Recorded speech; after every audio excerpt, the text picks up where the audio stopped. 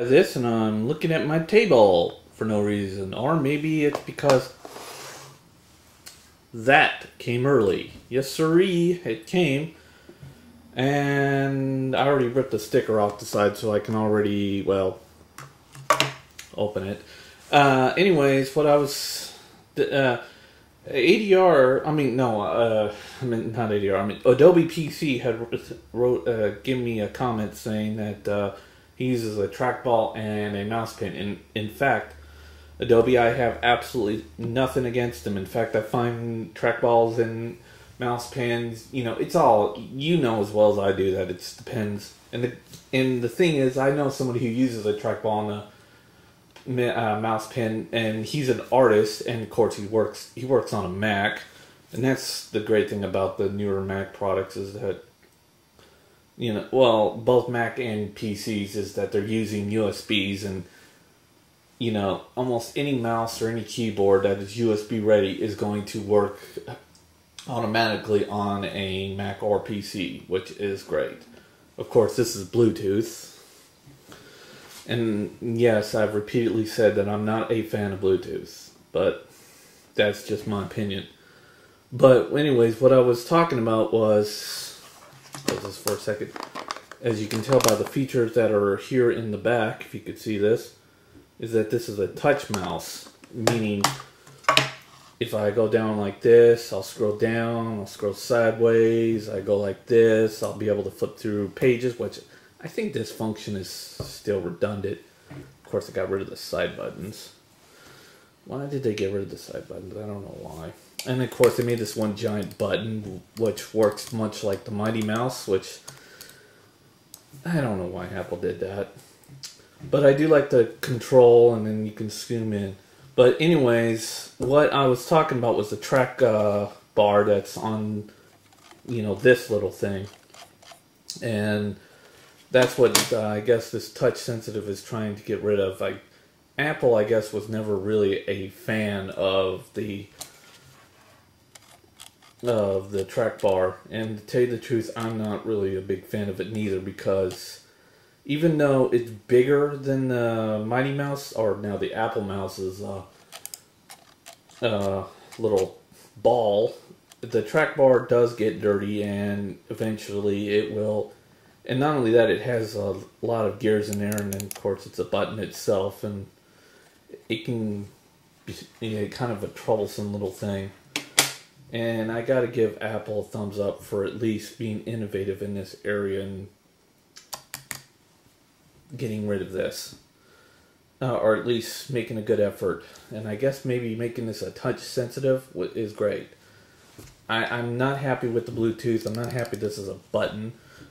Because I would have loved it because if it was a touch sensitive type of deal where you just tap it instead of having it click like that, you could possibly even hold down both buttons and make it like a third button. But I guess that was too much for Apple to think up, I guess. Well, let's take this out. Ergonomically, I think this is actually pretty okay.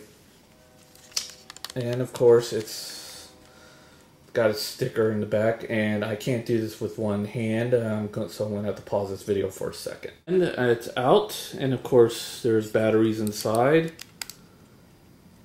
and there's there's the switch, a little light, waiting for some authorization, and I don't have it on my Mac, and of course another big surprise, which I will have to, hard plastic. Yeah, it does make it a little smoother. And of course, worthless documents, who gives a shit. Hold on. Amazingly, it opened up for me, so as you can see, it has batteries inside of it already. That's why the green light was able to turn on. And it was packaged like this. Nice.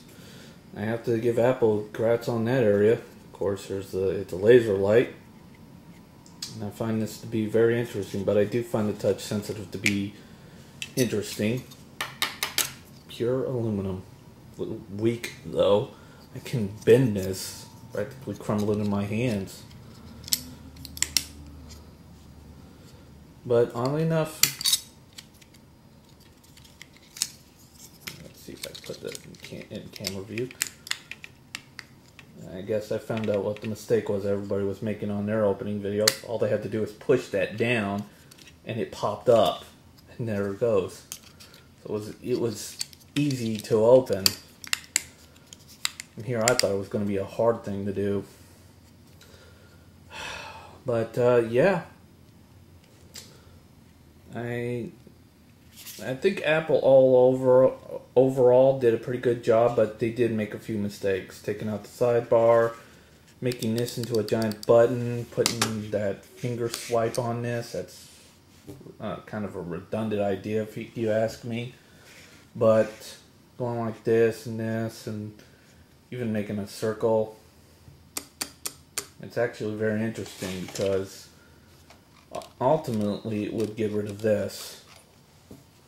But, and maybe in future gaming products or some other company comes up with a touch mouse that has more functionality to it, maybe. And I'm not saying that this is going to replace gaming mouses. That's ridiculous thinking right there, but I am interested.